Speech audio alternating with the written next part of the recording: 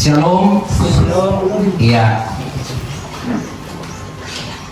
Kita patut bersyukur kepada Tuhan pada hari ini.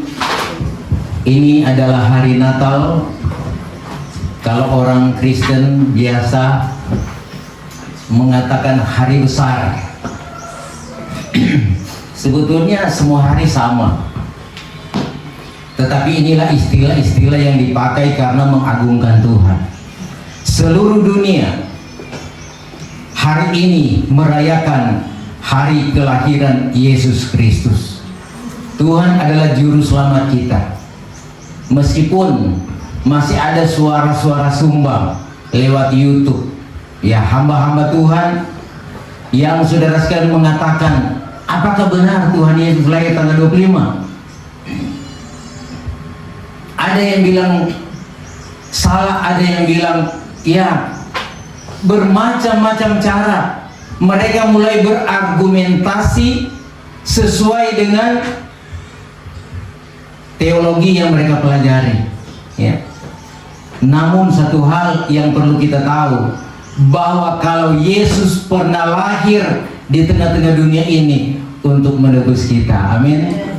Jadi tidak usah kita cari tahu tanggal 25, tanggal berapakah. Sebab itu kita memperingati hari Natal sebelum tanggal 25, ya tanggal 1 Desember sudah ada yang merayakan Natal. Bahkan ada yang bulan November sudah merayakan Natal. Bahkan bulan Januari pun ada yang merayakan Natal. Nah, itu tandanya tinggal peringatan. Harinya tidak perlu kita cari tahu tanggalnya, tetapi peringatan ini yang perlu kita lakukan dengan iman, dengan segenap hati, amin.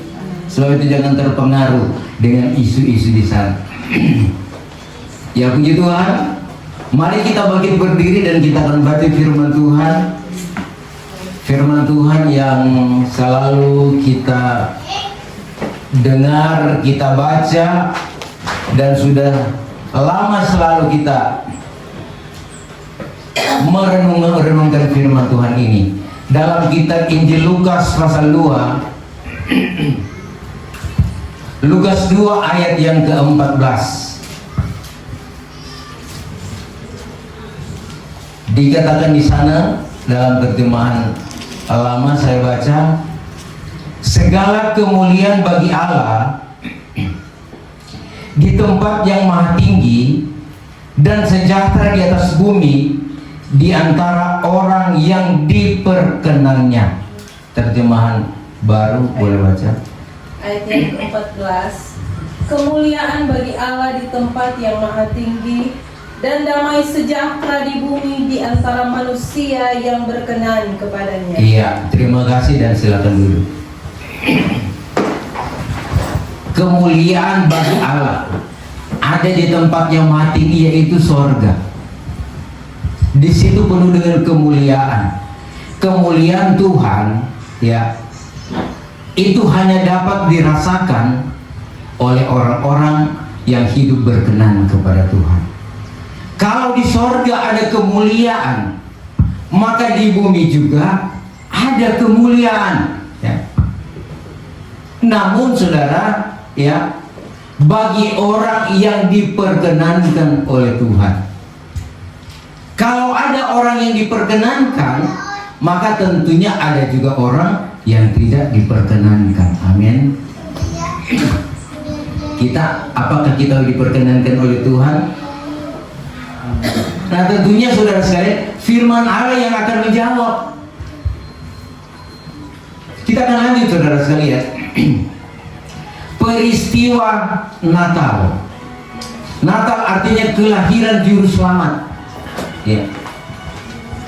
Kenapa juru selamat harus lahir, saudara? Sebab manusia tanpa juru selamat tidak ada keselamatan.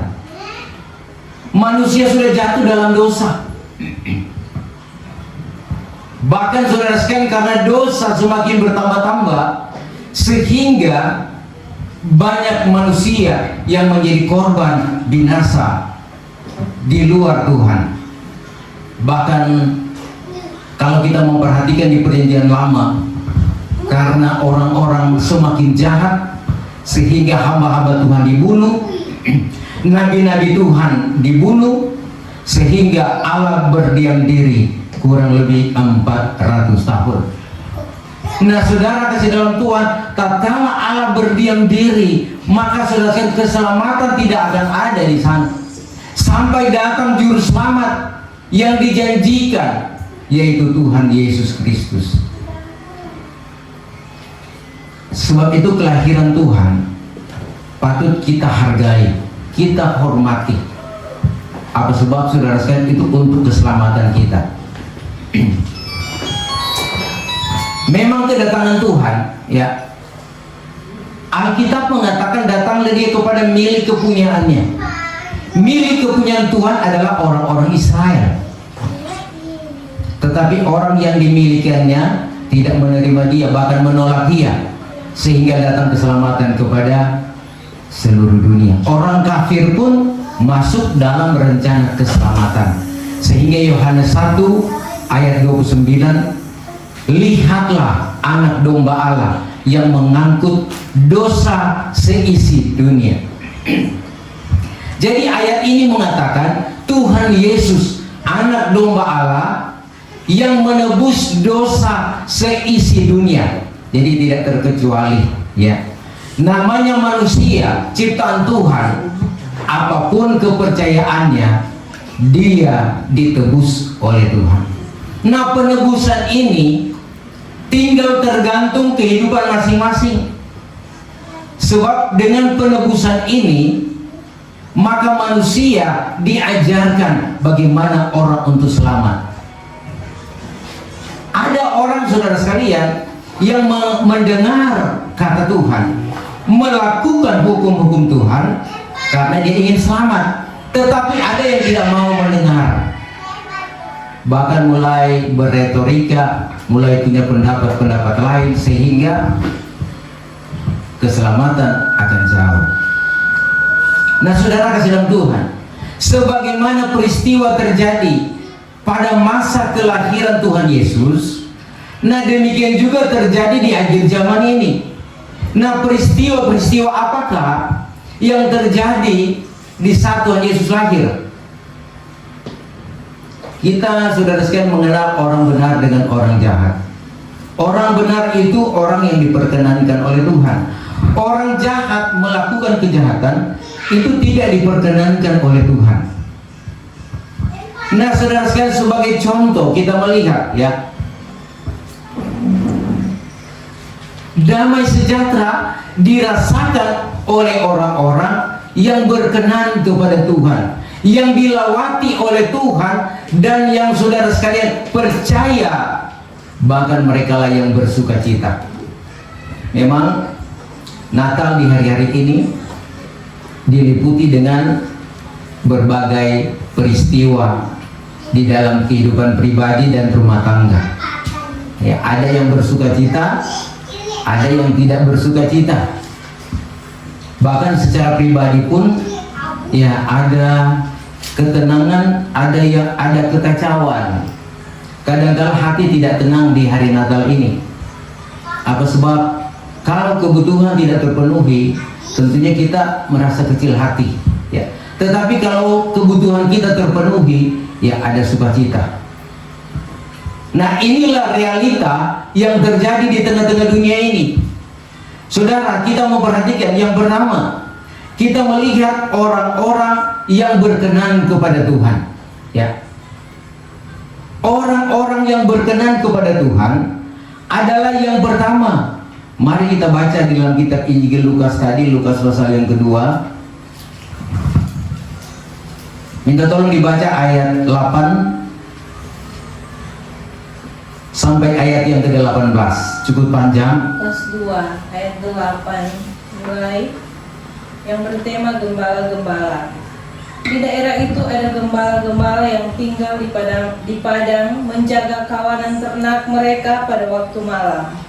Tiba-tiba berdirilah seorang malaikat Tuhan di dekat mereka, dan kemuliaan Tuhan bersinar meliputi mereka, dan mereka sangat ketakutan. Lalu kata malaikat itu kepada mereka, Jangan takut, sebab sesungguhnya aku memberitakan kepadamu kesukaan besar untuk seluruh bangsa. Hari ini telah lahir bagimu Juru Selamat, yaitu Kristus Tuhan di kota Daud. Dan inilah tandanya bagimu. Kamu akan menjumpai seorang bayi dibungkus dengan lampin dan terbaring di dalam palungan. Dan tiba-tiba tampaklah bersama-sama dengan malaikat itu sejumlah besar bala tentara surga yang memuji Allah, katanya, kemuliaan bagi Allah di tempat yang maha tinggi, dan damai sejahtera di bumi di antara manusia yang berkenan kepadanya. Setelah malaikat-malaikat itu meninggalkan mereka dan kembali ke surga, gembala-gembala itu berkata seorang kepada yang lain, marilah kita pergi ke Betlehem untuk melihat apa yang terjadi di sana, seperti yang diberitahukan Tuhan kepada kita. Lalu mereka cepat-cepat berangkat dan menjumpai Maria dan Yusuf dan bayi itu yang sedang berbaring di dalam palungan. Dan ketika mereka melihatnya, mereka memberitahukan apa yang telah dikatakan kepada mereka tentang anak itu. Dan semua orang yang mendengarnya heran tentang apa yang dikatakan gembala-gembala itu kepada mereka. Iya, terima kasih. Saudara, yang pertama yang diperkenankan oleh Tuhan merayakan Natal adalah gembala-gembala di padang Efratah. Mereka di tengah malam, dalam mereka mengembalakan kawanan binatang, maka kemuliaan Tuhan nampak kepada mereka. Malaikat datang dengan kemuliaan dan mereka sangat ketakutan. Tetapi apa yang malaikat katakan? Jangan takut, sesungguhnya aku memberitakan kepadamu, hari ini telah lahir bagimu Yesus Kristus Tuhan di kota Daud. Saudara, malaikat datang kepada orang atau gembala-gembala yang sedang mengembalakan.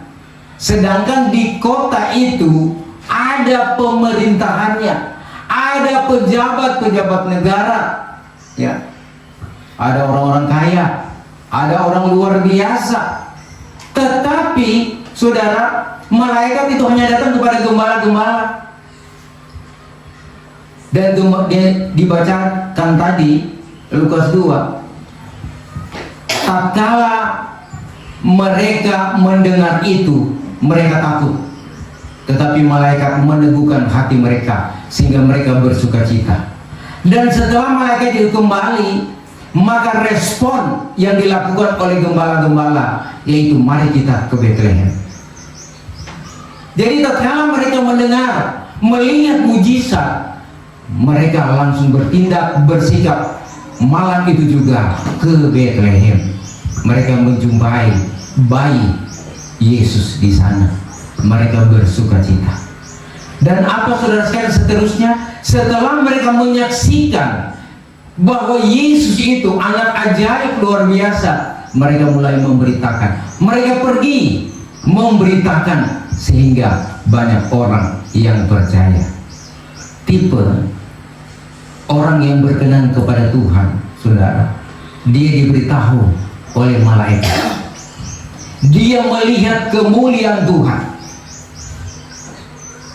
Nah, saudara kasih dalam Tuhan, di negeri itu, ya, kita melihat bahwa luar biasa nih gembala-gembala dapat informasi langsung dari surga. Siapa gembala-gembala itu, saudara?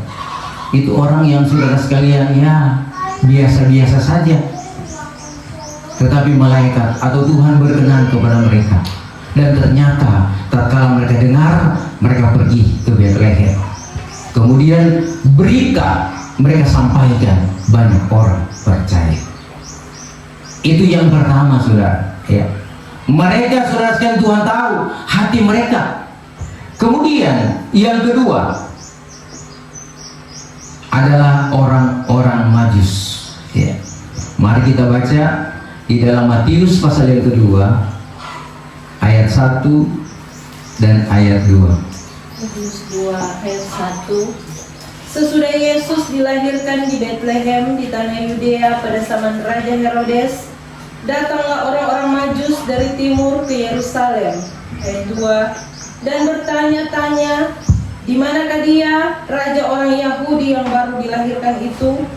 Iya. Kami telah mendengar bintangnya, kami telah melihat bintangnya di timur, dan kami datang untuk menyembah dia. Ayat 9.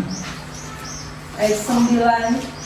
Setelah mendengar kata-kata raja itu, berangkatlah mereka dan lihatlah, bintang yang mereka lihat di timur itu mendahului mereka hingga tiba dan berhenti di atas tempat di mana anak itu berada. Terus. Ketika mereka melihat bintang itu, sangat bersukacitalah mereka. Maka masuklah mereka ke dalam rumah itu dan melihat anak itu bersama Maria ibunya, lalu sujud menyembah dia. Mereka pun membuka tempat harta bendanya dan mempersembahkan persembahan kepadanya, yaitu emas, kemenyan, dan mur. Ayat 12. Dan karena diperingatkan di dalam mimpi supaya jangan kembali kepada Herodes, maka pulanglah mereka ke negerinya melalui jalan lain. Iya, saudara, kita perhatikan orang yang berkenan kepada Tuhan, yaitu orang-orang Majus. Ya. Tatkala mereka mendengar Kristus sudah lahir, maka datanglah orang-orang Majus itu dari benua sebelah timur. Datang ingin, saudara sekalian, menyembah kepada raja yang baru lahir itu. Dan saudara kasih dalam Tuhan, mereka dituntun oleh bintang. Bintang itu melambangkan Roh Kudus. Kemudian saudara sekalian, tatkala mereka berjalan, maka tibalah mereka di tempat di mana Yesus lahir. Tatkala mereka tiba di sana, maka mereka mempersembahkan harta mereka, adalah emas, mur, dan kemenyan. Nah, ini saudara orang yang berkenan kepada Tuhan, ya. Orang Majus, ya. Mereka datang menyembah, kemudian memberi persembahan emas, kemenyan, dan mur. Ini memang diartikan adalah persembahan tubuh, jiwa, dan roh. Tetapi yang berbicara di sana, saudara, emas berbicara tentang kekayaan. Ya. Nah, saudara, kita perhatikan orang-orang Majus ini dari sebelah timur datang.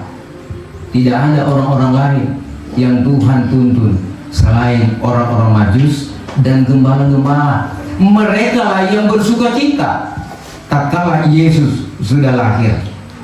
Ini saudara sekalian dua contoh bagaimana kehidupan orang yang berkenan kepada Tuhan. Dia dijamah Tuhan, dia diberikan petunjuk oleh Tuhan sehingga mengerti dan datang kepada Tuhan, melakukan apa kehendak Tuhan. Kemudian kita memperhatikan juga orang yang tidak berkenan kepada Tuhan. Ya, mari kita baca dalam Matius pasal yang kedua.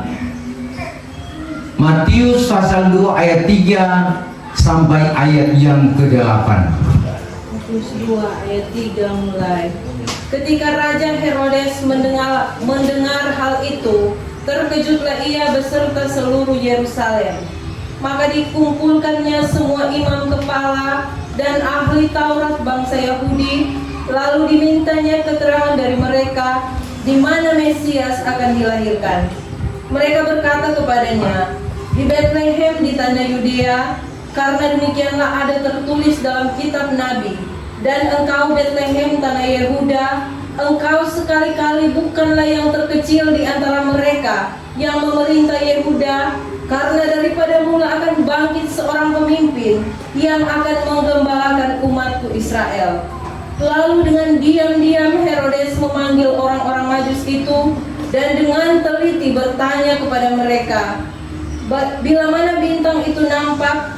Ayat 8. Kemudian ia menyuruh mereka ke Bethlehem, katanya, pergi dan selidikilah dengan seksama hal-hal mengenai anak itu, dan segera sesudah kamu menemukan dia, kabarkanlah kepadaku supaya aku pun datang menyembah dia. Iya, terima kasih. Saudara, kita melihat orang yang tidak diperkenankan oleh Tuhan, ya. Herodes dan saudara sekalian pemerintahannya itu orang yang tidak diperkenankan oleh Tuhan, tetapi mereka mendengar lewat orang Majus, ya. Orang Majus yang memberikan informasi bahwa mereka akan mencari seorang raja yang baru lahir. Sehingga dikatakan apabila didengar oleh baginda Herodes akan hal itu, maka terkejutlah ia beserta seisi negeri Yerusalem. Kaget, ya, kaget, ya, ada raja yang lahir, ya. Tetapi dalam kekagetan itu dia kumpulkan ini imam-imam ahli kitab. Apakah benar akan ada seorang raja yang lahir? Setelah mendapatkan informasi bahwa benar di Bethlehem akan ada seorang raja yang akan lahir, tetapi karena tidak berkenan, saudara, dia saudara sekalian punya pikiran licik. Dia katakan kepada orang Majus itu, pergilah selidikilah anak itu. Kalau kamu sudah jumpa dia, kabarkan kepadaku, aku akan datang menyembah dia, ya.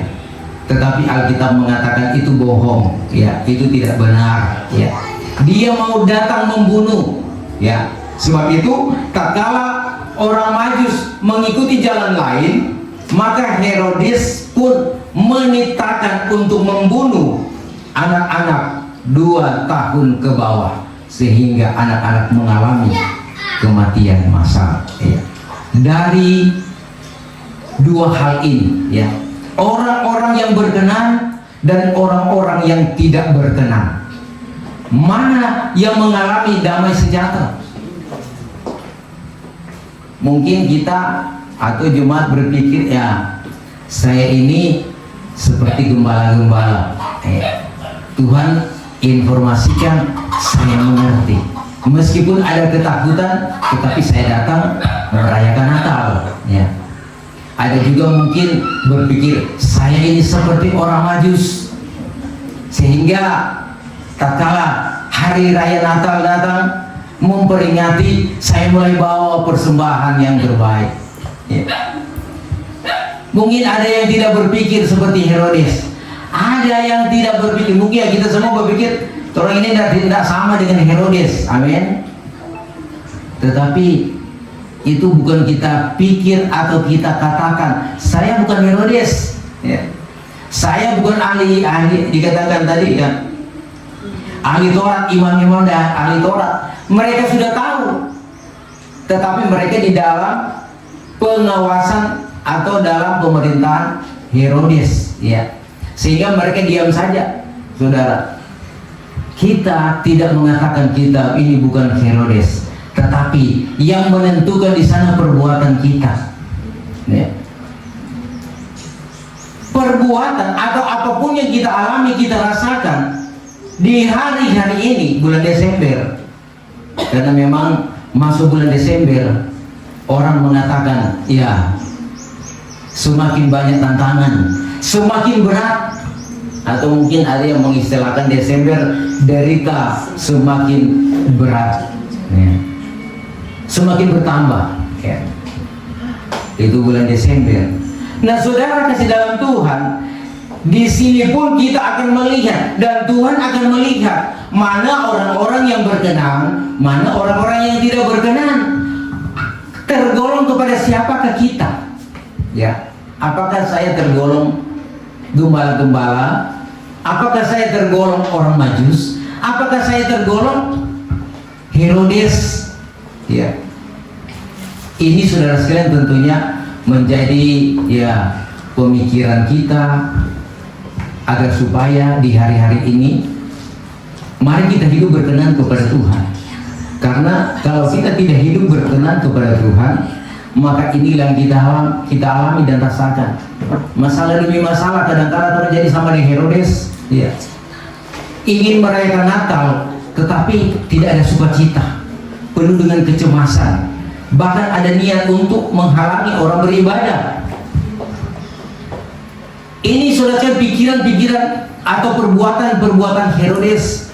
Perbuatan-perbuatan Herodes adalah perbuatan-perbuatan jahat yang melakukan sesuai perintah daripada iblis atau setan itu, akan menghancurkan orang-orang percaya, akan menggagalkan rencana-rencana Tuhan. Tetapi orang yang berkenan kepada Tuhan itu akan bersukacita. Meskipun diberkati atau belum diberkati, dia tetap akan bersuka cita karena dia punya keyakinan bahwa di hari Natal ini saya akan tetap datang kepada Tuhan. Saya akan mempersembahkan apa yang ada dalam kehidupan saya. Bahkan saya mau meninggalkan segala yang jahat. Amin.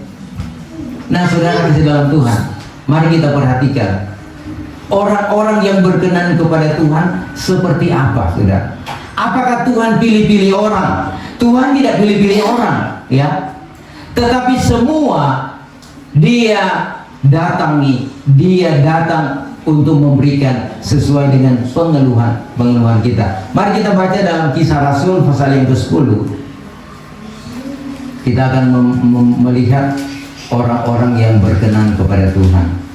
Kisah 10 ayat yang ke-34 dan 35. Minta tolong dibaca.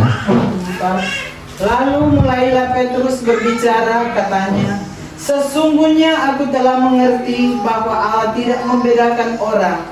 Setiap orang dari bangsa manapun yang takut akan Dia dan yang mengamalkan kebenaran berkenan kepadanya. Iya, saudara.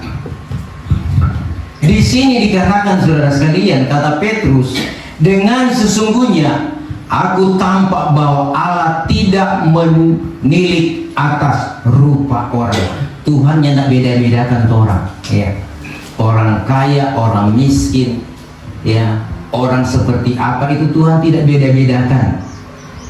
Ayat 35, melainkan di antara segala bangsa, ya, di antara segala bangsa yang ada di dunia ini, barang siapa yang takut akan Dia dan mengerjakan amalan yang saleh, ialah yang diperkenankan olehnya. Yang melakukan kebenaran, itulah yang berkenan kepada Tuhan. Saudara, tentunya inilah maksud Tuhan. Tuhan itu adalah kebenaran. Dia adalah firman. Taruhlah firman dalam hati. Kebenaran inilah, saudara, akan memerdekakan kita dari segala segala pergumulan, dari segala masalah. Kebenaran akan jadi pemenang. Iman kita kepada Tuhan. Sebab itu apa yang kita mau pikirkan di hari-hari ini, saudara, Tuhan tidak lama lagi akan datang, ya. Kelahiran, kematian dan kebangkitan itu adalah satu paket, yaitu tentang keselamatan umat manusia. Sebab itu diingatkan bahwa dalam Tuhan merencanakan keselamatan, mari kita jaga kehidupan kita supaya kita tetap hidup layak kepada Tuhan. Kita hidup berkenan kepada Tuhan. Ayat yang terakhir kita baca, Wahyu pasal 22 ayat 12 dan 13. 12. Sesungguhnya aku datang segera, dan aku membawa upahku untuk membalaskan kepada setiap orang menurut perbuatan. 13.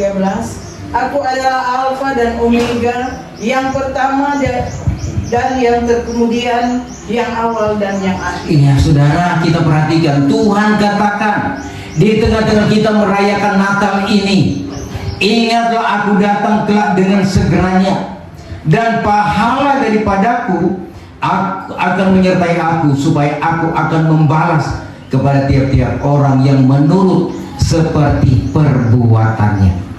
Tuhan akan segera datang. Siapkah kita untuk menantikan kedatangan Tuhan? Jangan sampai kita mengatakan Tuhan, kita sedang menantikan Tuhan, tetapi kita tidak siap. Ya, Tuhan kalau Dia datang, tentunya Dia akan memberikan pahala sesuai perbuatan kita. Apa yang tolong sobeking Pak Tuhan? Mana lebih banyak, kejahatan atau kebaikan? Mengasihi Tuhan atau mengasihi diri sendiri? Ya. Sudahkah kita berbuat yang terbaik bagi Tuhan? Saudara, di hari-hari ini perlu kita berjaga-jaga, karena di Natal ini bukan sedikit orang yang menderita, orang yang mengalami kecelakaan, orang yang sakit di rumah sakit tidak berdaya, orang yang, saudara sekalian, yang mengalami bencana-bencana. Kalau saya melihat di Sulawesi Selatan itu ada banjir, ya. kemudian ada longsor juga. Banyak musibah yang terjadi. Dan saudara, musibah-musibah yang terjadi tidak menutup kemungkinan datang bagi kita.